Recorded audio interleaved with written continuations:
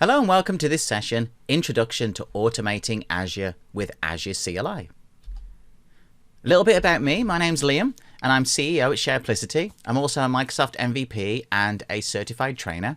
I spend most of my time working with Microsoft 365 and Azure, as well as building training courses and teaching classes.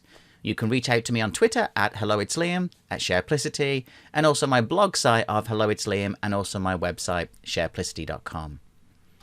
So what are we going to talk about today? Well, first off, we're going to give you an introduction to Azure CLI. So basically take this as your CLI primer. We'll then talk about how we install and configure Azure CLI, as well as how we utilize that with things like Visual Studio Code. We'll then also look at how we can use Azure CLI. So we'll focus on variable creation, controlling the output, and then also how we execute queries.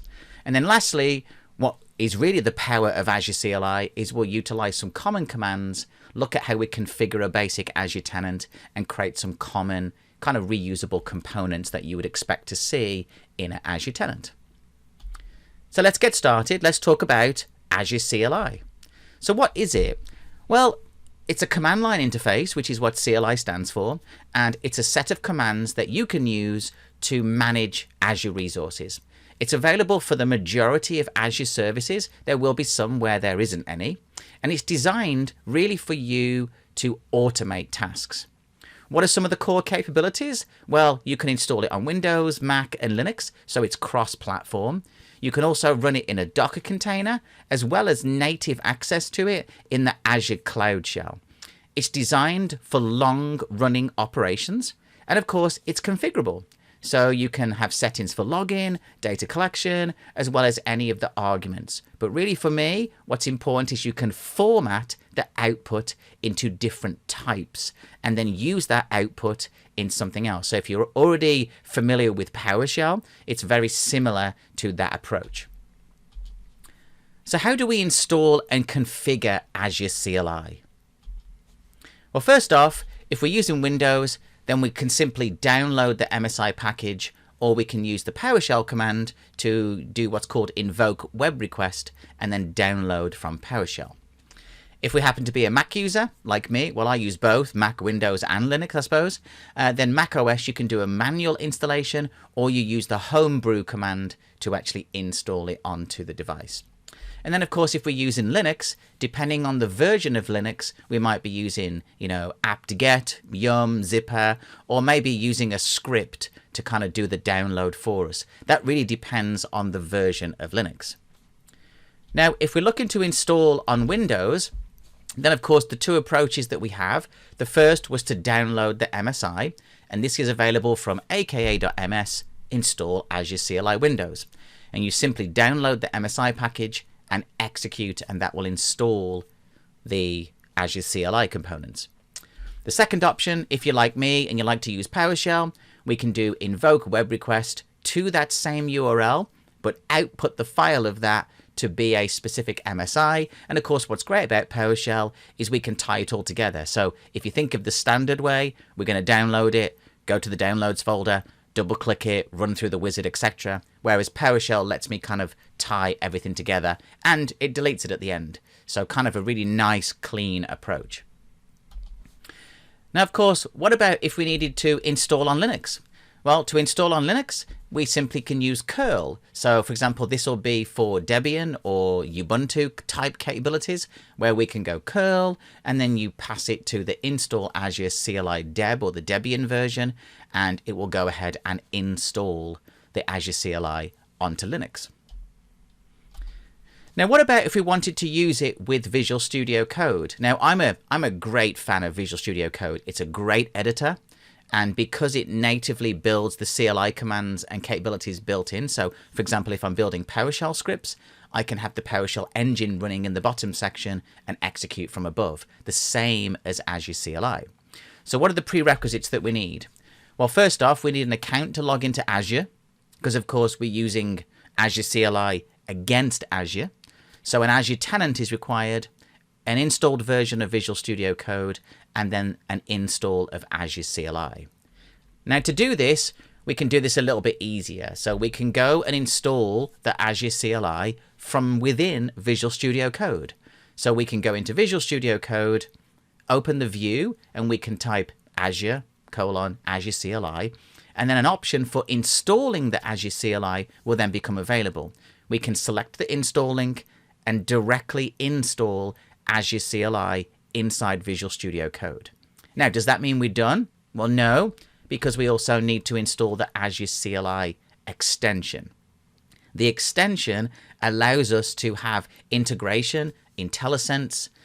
For example, when you name a file with the correct ending, then Visual Studio Code automatically will know that you want to run the Azure CLI in the bottom section. The same as you would if you were saving a PowerShell option called as a PS1 or a PSM1, it will then know, oh, hey, this is a PowerShell, and render it in the bottom section.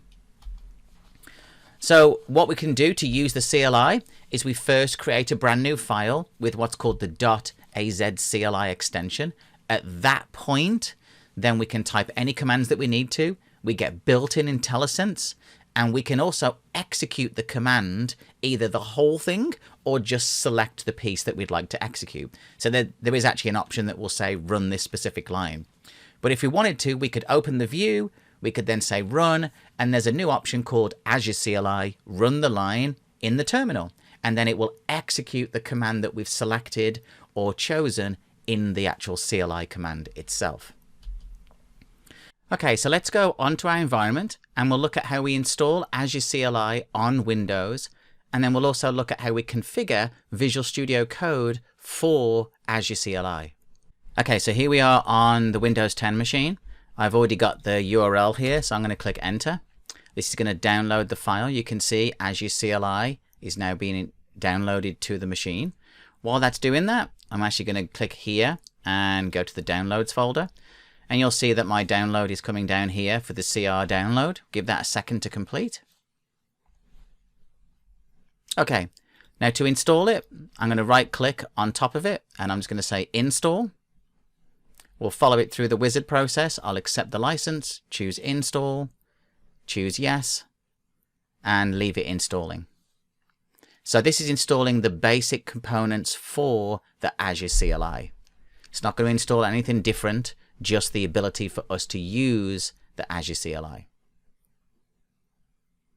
We'll give that a second. Okay, I'm going to close the browser down because we don't need that now, and close my folder down. Now, of course, when you want to use the Azure CLI, you'll need to choose your terminal of choice. Now, while that's doing that, if we click the Start menu, you could obviously, depending on what you've installed, I've got PowerShell 7. If I type PowerShell here, you'll see I've got Windows PowerShell. I've got the PowerShell ISE. I also happen to have installed Windows Terminal. I also have Commander, which is for Windows. So you need to kind of pick what it is you would like to use as a terminal for executing Azure CLI commands. You're not going to get an Azure CLI terminal that you can utilize. Okay, so I click Finish. I'm actually just going to launch my Windows Terminal here, which is going to go into PowerShell.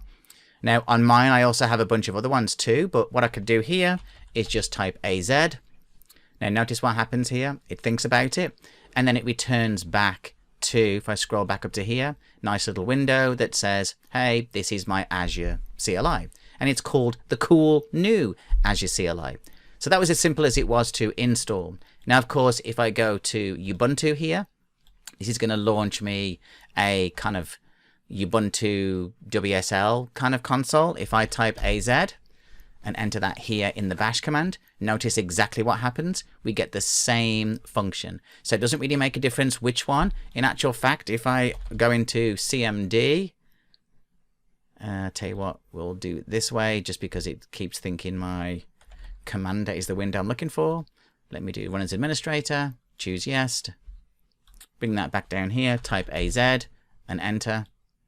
You'll notice it loaded in all three. So a command prompt, a PowerShell prompt, and a Ubuntu bash prompt. So the choice is yours. I can go one step further. I also have Commander installed. I actually do like Commander as well. If I do AZ and type enter, it'll do the same process as well. So either of these works as a canvas for you executing what you need. Now, of course, what I'm going to do here is go to Start, Visual Studio Code. I wish to open that here. Now, of course, I do have some files already created, so I'm just going to get rid of this. We'll close these out. Now, of course, the first thing I want to be able to do is make sure that I can edit or at least use some of the CLI features inside here. So the first thing we're going to do is you can go to extensions. Now, I already have Azure CLI installed, so there shouldn't be anything else that I need to have. But what I can do is type Azure CLI here. I'm just going to go a bit further, make that a little bit bigger so we can see that. And you'll see from here, our first option is Azure CLI Tools. I'm going to click this option and choose Install. This will go ahead and install into Visual Studio, and it's done. You can see it gives me kind of some base information. So I'm now going to go here and I'll close this out. And what I'll do is say new file, and we'll call it test, and I'll call it AZ CLI as the extension. Now, of course, what that means is that I now get access to specific properties. So I can type AZ, notice it gets color. I can then say run line in terminal.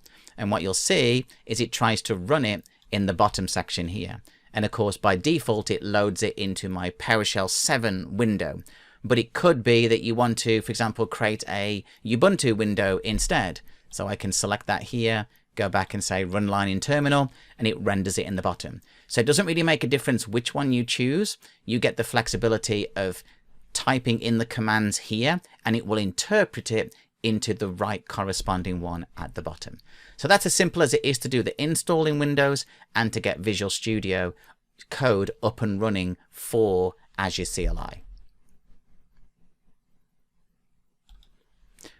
Now that we have it installed, of course, we can actually access what's referred to as the open view. So if I click open view and just get rid of that, I can then type this and do Azure, and you'll see that it starts to give me the specific commands. So if I say install the Azure CLI, you can see it's going to take me to the web browser and try to download and install, which I already have. But what it also means is if I go back here and do Azure, you can say run line in terminal, run it in editor, and you'll see it gives you the keyboard shortcuts. So for example, I can select this here, just do control and a single apostrophe, and it will execute the command.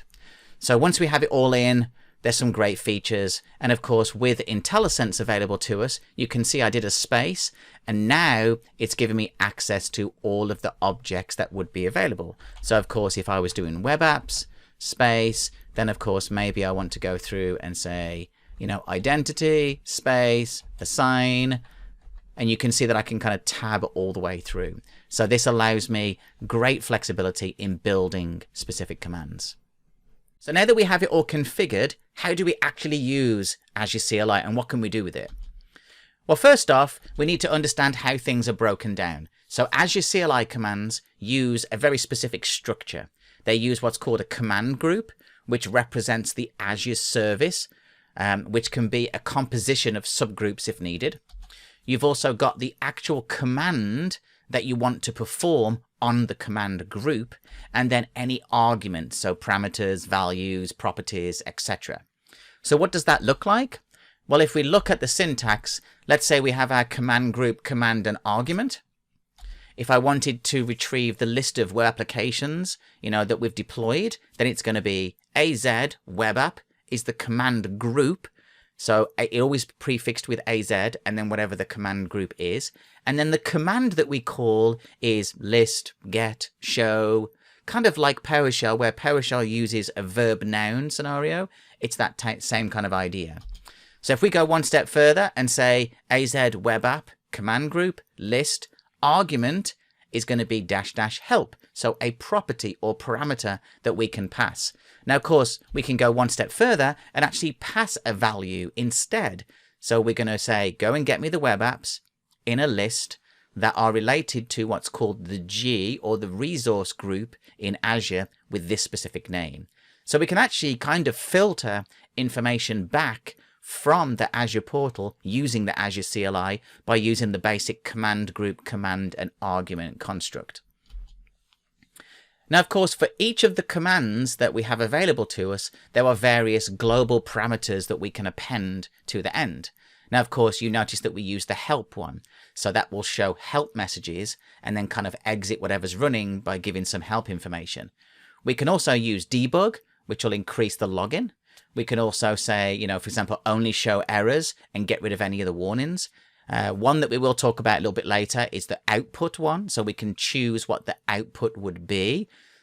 We can also do query, which we'll talk about in a bit as well. So querying data as part of this. And then -- verbose obviously is about increasing and viewing everything that takes place in a command.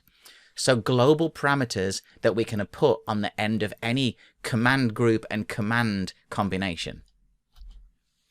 So how do we use the CLI? So we get this CLI installed. It's great.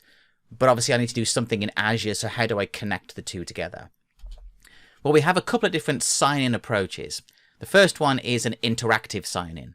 So basically what we can do here is open the CLI, and it will then load a web browser to basically go to aka.ms device login. We'll then go to the device, get the unique identifier, paste the number in, and then authorization is accessed. The other option is very much like the PowerShell bit that we kind of use frequently, where we pass credentials.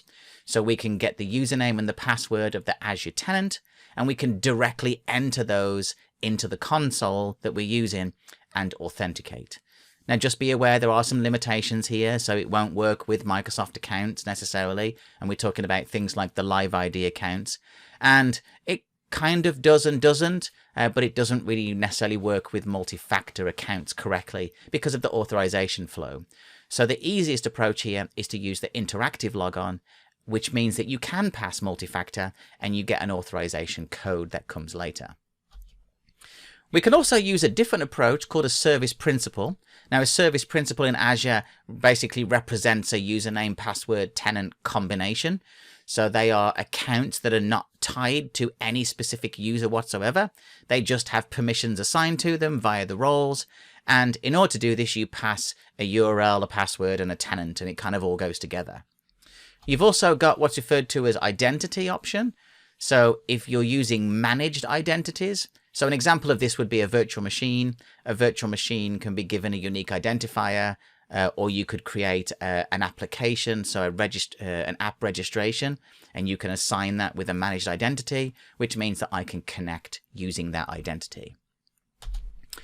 So the sign-in approach, when using it, the default option is to simply type AZ login, and that will then launch the browser, and you can go through that process of logging in. So the most common approach.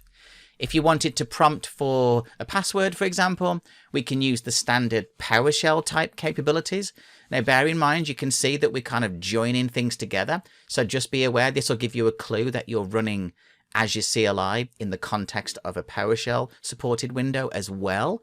So we can say get a credential, which would be PowerShell, and then we pass the object into the Azure CLI. If we happen to be using a service principal, then of course we would have effectively the username, the password, and the tenant, which if you've ever done this in the past, it's effectively the object ID to the app registration. It's a secret key, and then the tenant ID for the tenant that you're connecting to. Now, before we can do anything, we need to understand that we can run Azure CLI in Bash as well as PowerShell, and you can run it in a Windows command prompt as well. Now, Azure CLI was originally designed for Bash. That was the original kind of design for it, just because that's kind of where it originally started. Now, of course, PowerShell works perfectly fine too, but there are some differences between them. So Bash, for example, will accept inputs and outputs as just text objects. Bash is more of a text command line, and it's mostly used with Linux and Unix. And it's really a scripting language based on C. Now, PowerShell treats inputs and outputs as objects, which means that you have access to properties of those objects. PowerShell is a command line interface versus a text command line interface. The difference between the two is when you declare things like variables, they're not treated the same. So you need to be careful which one that you choose. For some of the examples that we'll go through, we're going to use the Bash connotation instead. PowerShell can be used on any version of Windows. Bash is squarely targeted to Linux operating systems unless you have WSL installed on your Windows environment. And then PowerShell is a scripting language that's based on .NET Framework, .NET Core, and C#. So a little bit different access to different components as well. Now, with variables, you can easily store and retrieve information to help simplify the commands. Now, creating variables using bash doesn't require any kind of special prefix. So you simply do this. You define the name, you set it to the equals and the variable. Then, of course, to call those variables, you then prefix them with the $ like you do in PowerShell, and you're able to access the value. If you just typed the word name without the $, it would represent just the word name. If you want to output the value of a specific variable, we prefix it using echo. So echo being a bash command effectively to say, write out whatever you've got, and it writes this. Now, of course, we can populate variables from other variables too. So if I wanted to create a brand new variable and populate it with a value or another variable or maybe of a command, the syntax is really, really straightforward. So we basically say the variable name equals and then $ in parentheses to kind of represent what it is we wish to do. So in this instance, at the bottom, it'll say AZ web app list. The output of that will then be populated into the variable itself. We can also call them within CLI commands as well. So for example, if I have a resource group called resource group, I can call that as an object in the command, exactly the same as you would do in other programming constructs. So in this instance here, I'm going to create a resource group called resource group in the East US. So you can see that we've got the command group, AZ group create, N, and then of course, RG, which is the name of the resource group in a variable format. And then I've got a text value as well. So both combinations work. There's also support for index arrays, just like you would in PowerShell. So I have a variable called IA, and then using single quotes around the values, I can now populate that as an array with 3 objects, which means I could do a for loop, iterate through them, get index 0, 1, or 2, etc. I can also do what's called an associative array. So an associative array is that you want to have properties added to the object that you're storing in the array. So there I declare my associative array called AA, and then I can actually use it to create objects and properties. So you can see I've got AA property value, AA whatever the name is, AA whatever the name is, and it starts to add in. What you end up with is an array that has specific properties or columns effectively for each of the rows that you add in there. So fairly straightforward, looks like every other programming language. Now, of course, the key is once we've defined all of our kind of a construct of what we're going to build, we will need to output the value. The Azure CLI uses JSON as its default output format, but obviously offers different outputs. The default can also be changed, or it can be changed dynamically. So our default is JSON. Then we have JSON-C, which is colorized JSON, which is quite nice to view in the terminal. YAML, so machine readable JSON. The table option is very much like a CSV, so a table with keys and columns. TSV is a very common one to use, especially if you're trying to retrieve single individual values. And then, of course, you can say none. And then the only output that you'll get will be errors and warnings. Now, to change the output, for example, to JSON, if I was retrieving the cloud list, so give me the list of cloud objects that I've got, I can then say --out and choose JSON, which means if I want JSON-C, I'm going to change it to JSON-C. If I want it to be YAML, I'm going to say YAML. If I want it to be a table, I'm going to choose table. And if I want TSV, I can output the TSV. So it's as simple as either saying out or output or O, and then passing in the format that you wish to utilize. Now, of course, the reason we need to know the format is because we want to query information. So often, if you run a bunch of commands and come back with a massive JSON object, then of course you may need to iterate up and down that JSON object. So it's important for us to understand how to query using Azure CLI. So what we have is a couple of different options. The first one is what's referred to as a dictionary. So every piece of object comes back in effectively a single value, a JSON array, or a dictionary. So dictionaries are just unordered objects that are accessible via the key. So commands that always return single objects return effectively a dictionary of, I got you a value, and this is how you access it. The other option is a list. So an array is a sequence of objects that they may not be indexed, but they can be indexed, and they return more than one object within that array. So for example, I decide to query the Active Directory, let's say, and I'm looking for Liam. It may return a single value, which would be a dictionary.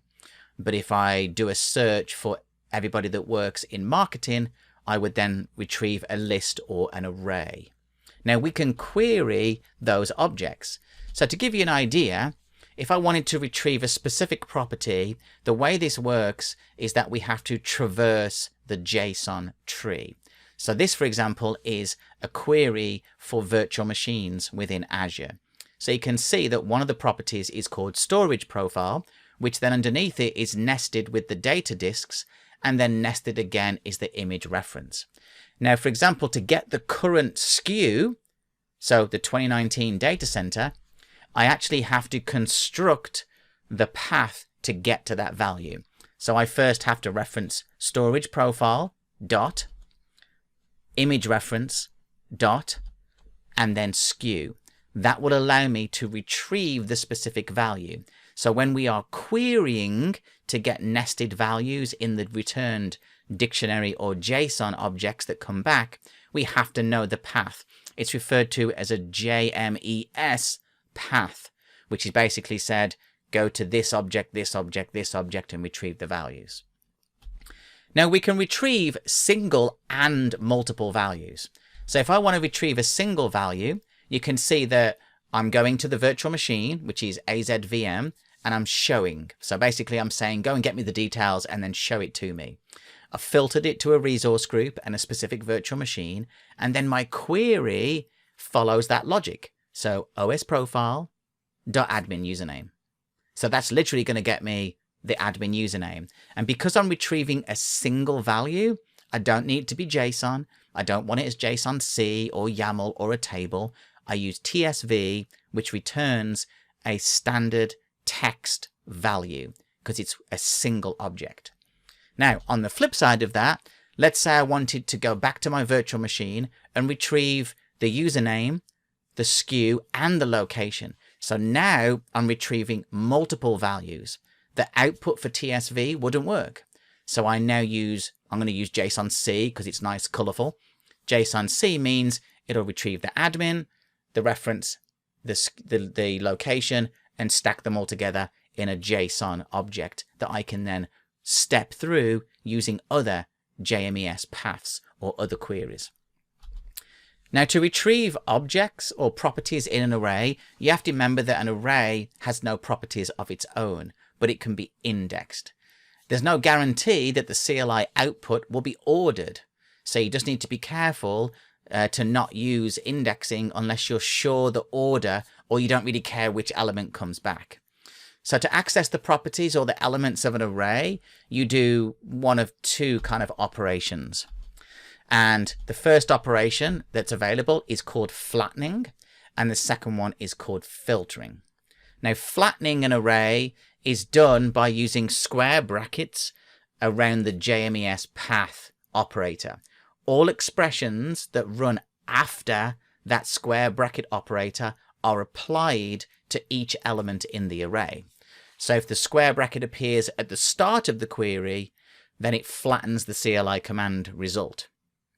Now, if we use filtering using the question mark, then this is done by using that kind of square bracket thing again, put a question mark in. This operator will then take a predicate as its content. So a predicate is basically any statement that can be evaluated as true or false. So expressions where the predicate value evaluates to true are the ones that get included in the output. So if you are querying something and you use this as an option, only those that pass true will be displayed. So what does that look like? Well, if I want to retrieve the JMEC path flattening output, then you can see that I'm going to go ahead and say everything here, query it, go and get me the name, the OS type and the username, and just output the value. And I'm going to flatten the query just to get everything. If I want to go ahead and filter, then you can see that I'm filtering the OS type to be Windows. So I can now go through and say, go and get me the virtual machine list. I want to get all of these values in the query, but because I'm using the predicate option, it's then going to say, well, only if it's Windows do I want you to put that into there, and then output it as a table format.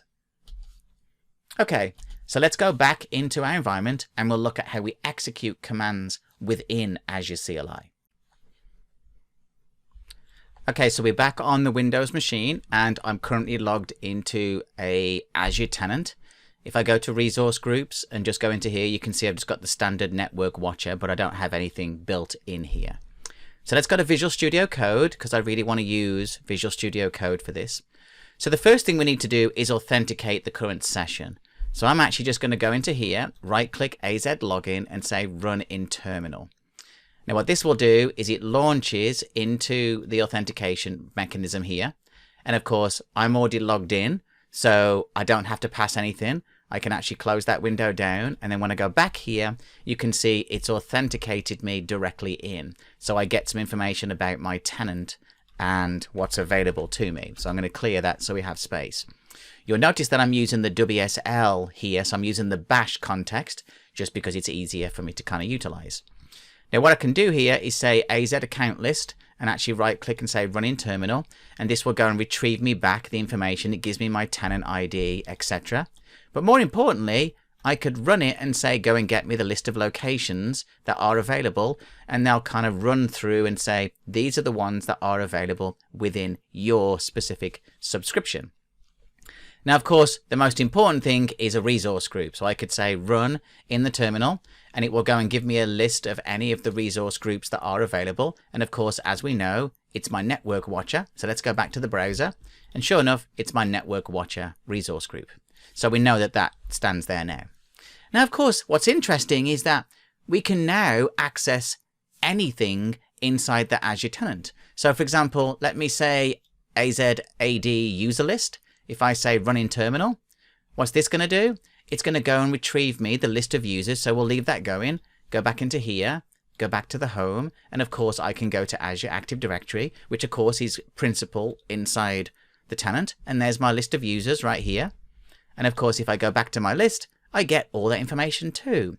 So I'm able to manage not just Azure resources, but also elements such as the users. I can also go ahead and run filtering. So if I say run in terminal and filter it to that specific user, it's going to go back and look for a display name that equals something like that. Now, it comes back with nothing. So let's go to Lee's name. And what we'll do is we can say edit. And we can look into Lee's name, and we can see that actually the display name is really going to be that. So that Lee Goo. So what I can do here is just change this around to make sure that we get the right display. And then I can go and execute that again and say, go and get me a user list and filter it by that user. And sure enough, it goes back and retrieves Lee Goo. So we get this kind of filtering object that lets me, kind of like what PowerShell does, where you pipe things out into various locations. You're kind of doing the same thing here by using a filter option. Okay, so let me just clear this bottom section here. Now, we talked a little bit about things like variables and basic options. So what I wanted to do was kind of review some of this. So I'm going to say run here. Now what I'm going to do here is actually flick between the PowerShell one, and I'm actually just going to type clear here. And then I'm going to execute this one in PowerShell. And now sure enough, it comes back and complains and said, no, you can't do that. So if I change this to be name value and run that, now of course it comes back and says, well, value can't be used either because I need to wrap it into something. So if I go back and select this again and then say run in terminal, sure enough, it works. Now, if I go back to my bash and now try to execute this, you'll see it says the command doesn't exist. So just be aware there is a very discrete difference between trying to run this in PowerShell versus Bash. So I'm going to revert this. I actually prefer to use the Bash option. So I'm going to say name, value, and then I'm going to say echo name. And when I run this, it gets me the value back. So it says this is the value in that variable. So the same principle can apply. I've got these kind of variables here. If I execute variable 1 and go here, it's going to come back and say, well, echo, you notice I've got what's happened. It's come up and give me this kind of character. That's because I didn't have the right closing bracket. So go back here, choose run in terminal. It's going to come back and say variable 1 command not found. But wait, the syntax looks perfectly fine. So hold on a minute. Let me just do this and select that and say run in terminal. Now it works. So the Bash one is very restrictive. It actually only supports certain types of syntax and means that you can't just have random spaces everywhere. You need to make sure that everything is kind of lined up the way it's supposed to be. So I can actually go through and say, let's say this echo variable 1 here, I could run that and sure enough it brings back value. I can then go to variable 2, for example, run in the terminal, and then I could say echo variable 2, and I would get variable 2 come back. Notice why it comes back as the text, because remember, you need to put the $sign before it, and now I get the value. I could also populate the variable from a command itself. So I could say variable 3 has values of something that's outputted from a command. So I could then say echo $variable 3, and then if there was a value, which there isn't because there's no web apps here, so maybe we change that. Let's go back up here and we'll pick, let's do a count. So I'm going to say get me an account list instead, and we'll enter that one there. Now I can go back and say, show me what's in variable 3, and sure enough, it comes back and says, I found an account list based on a specific user. So we get the flexibility of being able to utilize things like this. Now, of course, we can create objects. Of course, we can create arrays as well.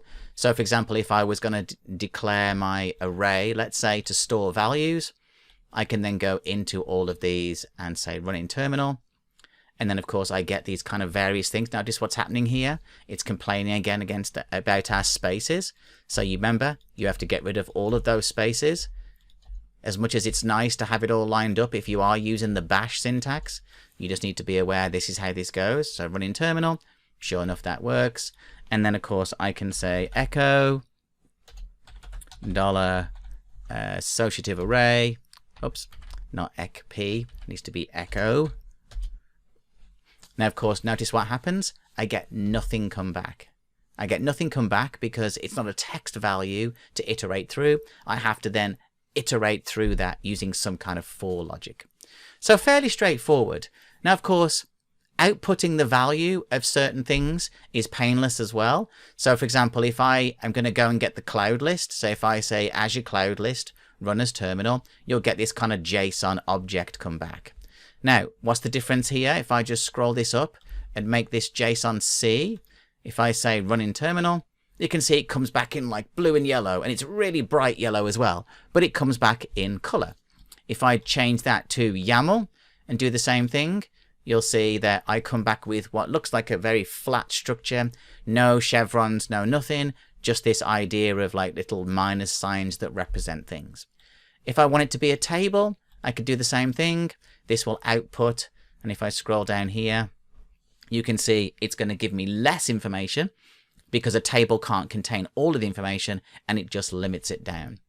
If I then say get me a cloud list as a TSV and run that in the terminal, it'll be even less information that comes back because they are defined for retrieving single values.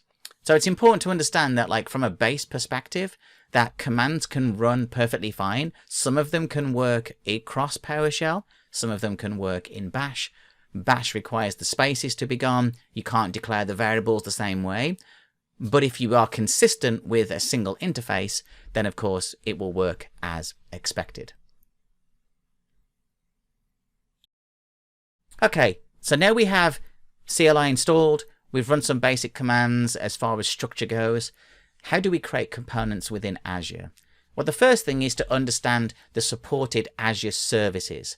So as they lay out here, you can see we have everything from compute, which will be the virtual machines, to containers, things like Docker, all the way to storage and networking and security. So nearly every object that you could create in Azure is available within Azure CLI. Now, when you create Azure CLI, services, or just Azure services in general, there tends to be a pretty logical order that you wish to create. Often you're going to create Azure Active Directory objects first, because they'll be the accounts, or security groups. And then you'll create things like resource groups, storage accounts, virtual machines, subnets, IP addresses, network security groups, etc. And you'll create this kind of long structure of components that everything kind of sits in. I mean, honestly, one of the first things that you'll create will be a resource group. A resource group is the allocation of all the resources for that specific application or virtual machine. Now, when we go through the process of creating resources, we need to define things in a certain pattern. So first off, we create the core variables, things like the resource group name, the network subnet, locations, virtual machine details, security groups, etc. Next, we define the networking. So what's the virtual network IP addresses? What's the subnet? What are the security group rules? Any virtual machine configuration. And then, of course, if our object is a virtual machine, then we need to set the virtual machine image name, the resource allocation, and then, the resource group that it's going to be associated to. So this logical hierarchy of things that need creating. So if we take the creating the variables option, if we were to define core variables, for example, maybe they would look something like this.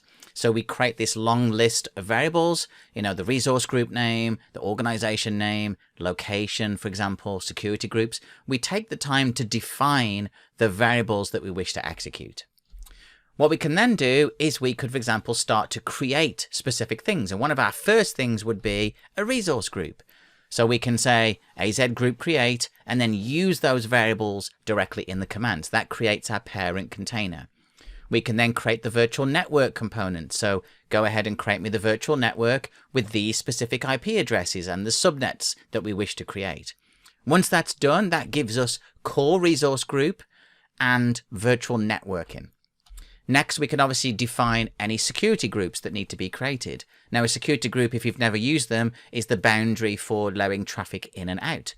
So I'm going to create what's called a network security group, and then I'll create a new rule. And in this example, I'm simply creating remote desktop. So let's say I'm creating a virtual machine. I want to allow port 3389 for remote desktop to that machine. Then, of course, we need to create networking. And of course, that's available to us too. So network public IP create, network NIC. So we define the NICs that go in the virtual machines. And then we actually create the virtual machine itself. So we can say, go ahead and create the virtual machine in this resource group with this specific name, with this image, with this machine size. And you can see that we're using the variables again and again and again. So let's go into our environment and we'll look at how we create the base components that are required to provision just a simple virtual machine. Okay, so we're back on the Windows 10 machine. First thing we're going to do is close my base one down and I'm going to clear the bottom section. I'm then going to load my variables file here, which contains my variable structure of what it is I want to build. And you can see the first thing I've done is all the variables are defined. Bear in mind, it's not PowerShell. So there's no $signs on the end of the names, but when we call them later, we do prefix them with a dollar because we're referencing the value. And there's no spaces in between everything. So you can see we're going to create an organizational name, and then we're going to create the resource group, and everything is prefixed with RG for resource group, VNet for virtual network, SNet for subnet, etc. So I'm going to select my first set of core ones, say running terminal. And then I've also got my virtual machine ones here, which is create me a virtual machine, create it as Ubuntu. This is the size, my super secure credential of password 2021 ? So we'll select all of those values. Okay, so I have my variables created, which means at any point, if I just clear this, I can say echo $location. and it picks up the West US, which is the value that we specified here. So I know that my variables are now working.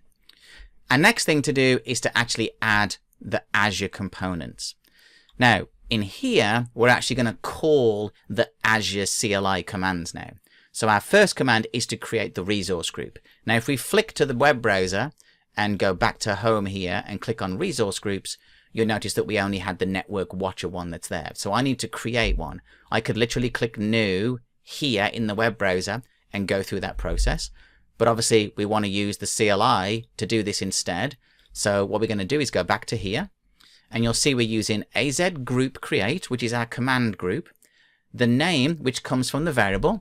So you can see here that I've got my $resource group name. If I say run in terminal, of course it doesn't know what to do. So just be aware you can't do that like in PowerShell. So we have to do $resource group name, and sure enough it now says RG CLI training. And we already know the location one works. So I'm going to select this line here, and then we'll execute this one in the terminal. Now bear in mind I'm already authenticated, so I don't have to pass credentials to it. So what should happen is it says it succeeded. So if I go back into here and click refresh. Now bear in mind, you'll notice if you ever worked with Azure, there's a kind of a time delay between how soon things show up in the user interface. So if I click home and go back to resource groups, eventually this will show up, and there we go. There's my RG CLI training resource group. So created very, very quickly. Now, of course, a resource group can contain various objects. So if we go back to the browser again and click into RG CLI training, you can see if I just make this a little bit bigger and just slide that over there, I can do add, and then I've got the whole list of objects that I can create inside the RG CLI training resource group. So for our purposes, the first thing we're going to do is create a virtual network. So you can see I've got my various options here. So I'm going to go. Now you'll notice I've got it on two separate lines. When we're using the bash commands, using the slash here is the same as using like the single caret type character in PowerShell to flow the lines down.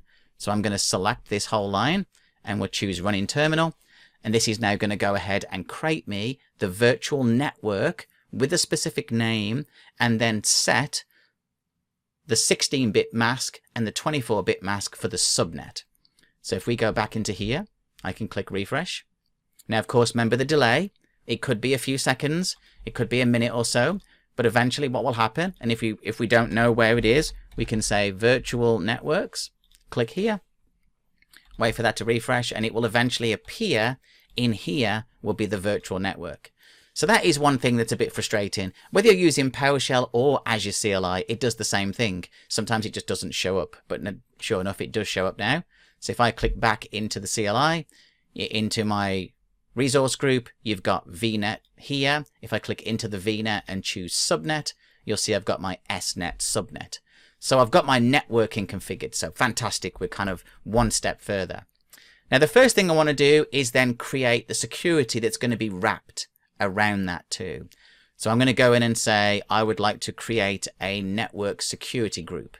So I'm going to go here, say run in terminal. This will create me an NSG or network security group container ready to have rules put into it. Okay, so it says it's created it. So let's go back to the top here, network security groups, which is a valid container. Once again, nothing is visible. So let's give this a second to show. But what we will have is effectively an empty NSG, which is okay. An empty NSG just means that it has default basic rules, but it has no custom rules that we've kind of added to it. So here's my NSG. Click into it. You can see we have inbound rules. If I slide this here, which is basically the standard set, and my outbound rules. Now, of course, for the purposes of this, I would like to remote desktop, let's say. So I'm going to click add. I can go into here, define, click the service, see if it's SSH, for example, which is 22, and I can configure that. I could do it manually, but of course, we're using Azure CLI. So we're going to go modify the rules. Now, I'm actually going to change this because we're not going to remote desktop because we're creating a Ubuntu virtual machine. So I'm going to go into here and say 22 and set that port. Now, of course, you remember our variable name we defined here. So if I go back into here, into our variables, we created a network security group and a rule name. So because we're using organization name, we don't need to modify anything. But if we'd have said rule organization name 3389, then that wouldn't have made sense and we'd have to reload that variable. So let's go back to Azure here, and I've got my resource group. I'm now going to go ahead and create that specific rule. So I'm going to right click here and choose run in terminal. Now notice again, we're using the slash, which is going to flow the lines down to each other. So this should create me a new rule. It should be called rule organization name. So rule CLI training, and it will then have port 22 as the configured option available to us. So let's go back into the browser here and we'll just do refresh. And sure enough, you can see my rule CLI training, port 22, TCP IP, any, and that's now available with a priority of 100. So not only were we able to create the virtual networking and the subnets, we were able to create the security controls that are needed before we do anything else. So what's our last thing to create? Well, of course, for this example, we wanted to create a virtual machine. So the first thing we need to do is obviously go ahead and create the networking that's required for the virtual machine.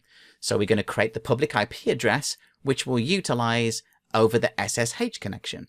So what we can do here, I'm just going to put a space here so we can see the breakdown, is we can use the command group of AZ network public IP. Now, of course, what's nice about using the Azure CLI is that, of course, we can get IntelliSense as well. So, which means that I can kind of go through. So if I go back to AZ network and if I type public IP, depending on the speed, it can be sometimes quick or slow, depending on what you're typing. So I could say private DNS, private endpoint, or I could change that to be public. So I get that list. And then of course from here, remember the IntelliSense speed is really up to the tool, but there you go. Create, delete, list, prefix, show, etc. So I could say list, and I can then go ahead and say run there. Now, of course, this will come back and say, we don't have any. That's perfectly fine. So at any point as we're creating objects, we can use IntelliSense that's available to us here. So the first thing we'll do is we'll create a public IP. So we'll say run in terminal.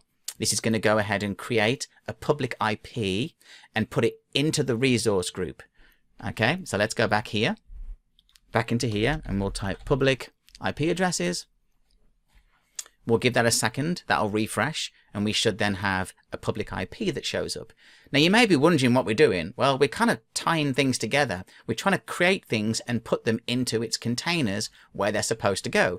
Because of course what normally happens when you create a virtual machine is everything kind of all gets created. Now I like to make things name in a certain way and match in a certain way. And so often what I want to do is make sure that everything is pip, something CLI training. So if I click CLI training and go into it, you can see if I click on configuration, it's going to be a dynamic IP address, which is perfectly fine. And of course, I have a DNS label that I could associate if we needed to. And I could do this inside Azure CLI, which we'll look at in a few minutes. Now, the first thing we then have to do is to create the network interface that we wish to associate. Because if you've ever created virtual machines, it just randomly names them whatever it feels like. And I don't like that. I like them to be named. So hopefully what you're seeing is the power that comes by using something like Azure CLI to be able to go ahead and create everything with the correct names and associations instead of letting the Azure interface do its thing. So I'm going to go into here, and you'll notice here we're going to use the resource group that exists. We're then going to use, this is the name of the NIC that we're going to create. We're going to assign it to the virtual network that we already created and the subnet, give it the public IP address that we already created, and then assign it to the security group, which is exactly what would happen if you created a virtual machine using the web-based interface. So I'm actually going to go here and say run in terminal. It's now going to go ahead and create my network interface. So we'll leave that going, go back into here, and we'll say network interfaces. So we're at the right page. We'll come back here. Now, this can take a little bit longer because it's tying resources back together. So we'll give that a second to run. And sometimes what you can see is up here, you often, when you run an action in the portal, it can obviously list it up here. Sometimes they are visible as well. So we'll leave this going. This shouldn't take too long to create, but this is doing some heavy networking. And there we go, now completed. So we now have a NIC associated to a public IP, associated to a network and a subnet, associated to a security group, associated to a resource group. So let's go back into here and we'll just refresh and see if it shows. And sure enough, it does. Okay, so we already have an IP address associated to it. So 10.10.1.4. If I click network security group, you can see it's already associated. And any of the IP configurations that we have are already listed here. So we've now created the wiring that's needed, or the plumbing, I suppose, for that virtual machine. Okay, so our last thing here is to actually create the virtual machine itself. So this is done the same way. We're going to go ahead and say, create me the virtual machine in the resource group, give it a name, and I'm going to say virtual machine name, and then just randomize it. The $random actually is quite a nice one to use. If I just say echo $random, like so, and just execute this in the terminal, you can see it just completely randomizes numbers, and you can see they're changing at the bottom. So there are some static variables that we can utilize that basically run as functions. So I'm going to end up with a virtual machine called, VM CLI training with a random number. I've told it the virtual machine image to use and the size and the admin user, and then I've told it that I wish to use this NIC connected to it, and then generate the SSH keys. So I'm going to go ahead and say create, right click here, choose create in terminal, and we'll leave that going. Now, of course, it's told me that it's created them and it's now going to run. Now, this process can take a little bit longer because it's creating a virtual machine. But what it's doing, if we go back to home here, and if I type in virtual machines, is at some point we should start to see the registry kind of, I suppose the row that says this is the virtual machine that's being created, and then you'll start to see the status of it being deployed, etc. But everything is now being tied together. So what we did is we were able to create all of the components. There we go, my VM and my unique identifier, and the status is creating, and the Linux OS, and the size is matched. So we basically went through and created all the variables required with the static values that we need, and then used Azure CLI to perform all of the tasks that were required. Now, while we're in here waiting, you can see that up the top here, we actually have the Cloud Shell. So I can click directly into the Cloud Shell. And from here, it's going to launch me the Cloud Shell, and it's going to say, you don't have any storage. So I can say, let me create a storage location. Maybe I want to create it inside my training one. I don't have a training storage location. I want to get rid of the South Central because I'm using West US. So I can go in and I can say storage CLI training. So this will be storage that gets created for this. And I can say, do I want to create a file share? I can say file share CLI training. This is just some of the plumbing that's required for creating a storage account that can be used by the Azure Cloud Shell. So we'll wait for that to create. It's going to go ahead and create it in the background. And then once it's successful, it will then create the Cloud Shell ready for me to execute commands. And you'll see that I'll be able to type AZ or AZ login or AZ account or whatever it would be directly here. So let me just scroll this a bit bigger. Okay, so the Cloud Shell's been created. So it's got my storage connected. You can see it's connecting to a bash terminal, which is what we've been using, but this one's in the cloud, in the Azure Tenant automatically. Or I could have changed it and said PowerShell. And of course, it even tells you right here that you can type AZ for Azure CLI.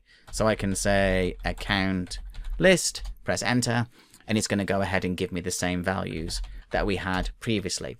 So you can do this directly here inside the interface. So let me kind of slide this down a bit more and we'll just refresh. And you'll see that my virtual machine is now running. If I click into the virtual machine, let me close the Cloud Shell down.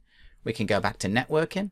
And in the networker one, you'll see that my network, the NIC that we created has been connected. You'll see that my NSG is connected. My public IP address and my internal one is all connected. So Azure CLI let me create everything that was required for that virtual machine, and it's repeatable. So I could literally pick it up and drop it somewhere else if needed. Okay, so what are your next steps now? Now that we've gone through a basic primer of Azure CLI, well, number one, go and download and install Azure CLI if you've not done that yet. If you don't want to download and install it, go into your Azure Tenant and click on Cloud Shell and utilize it there. Second is to go and get an Azure Tenant. Now, of course, you can't do the first one if you're going to use Azure Cloud Shell if you don't have an Azure Tenant in the first place. So go and get an Azure Tenant to play around with. And then, of course, practice executing basic Azure CLI commands. There's great documentation available now, but go and obviously utilize some basic commands. And then look at how you create components within Azure. Look online, there's some great examples of how to provision networking, virtual machines, web apps, containers, you name it. But the most important thing here is to go and play with Azure CLI.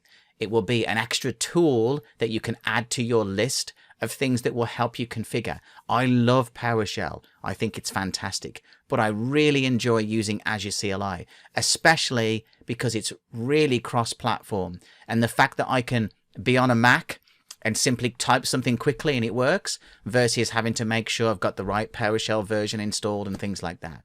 So go and take some time to play with Azure CLI, and I hope that you enjoyed learning about Azure CLI. So a big thank you to the sponsors and a big thank you for you joining, and hopefully I'll see you at another event like this.